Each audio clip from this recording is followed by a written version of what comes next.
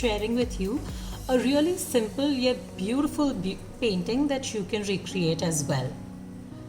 For the supplies today, I'm going to be using the Artso Mixed Media Sketchbook and watercolor paints from Winsor Newton. I'm using the Prussian blue, and that's kind of my favorite blue as well.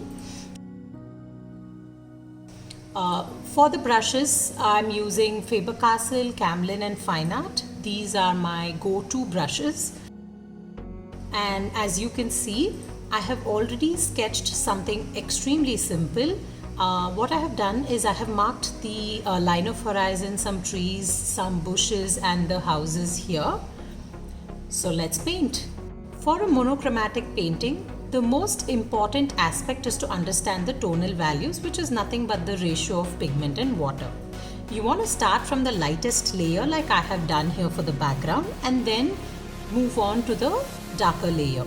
So make sure that you add some details when your first layer is wet. So this way you'll be able to show the distance and dimension in your painting like I have done with the trees and the water here.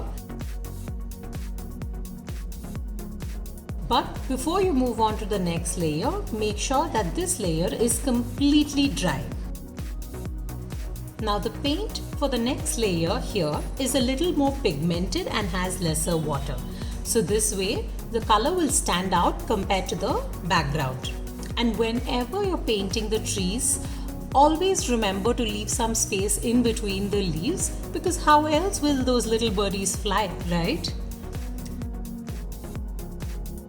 I'm going to be taking some pigmented paint and giving one final round of details.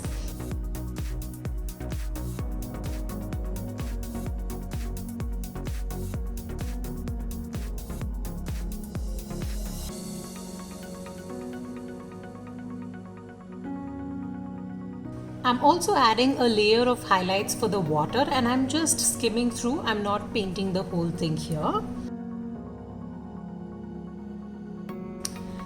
Like they say, the devil is in the details. So go ahead and add some beautiful flying birds to give a sense of depth and life to the painting. I hope you enjoyed this video and do give it a try. Let me know your thoughts in the comment section below. Until next time, here's me signing out.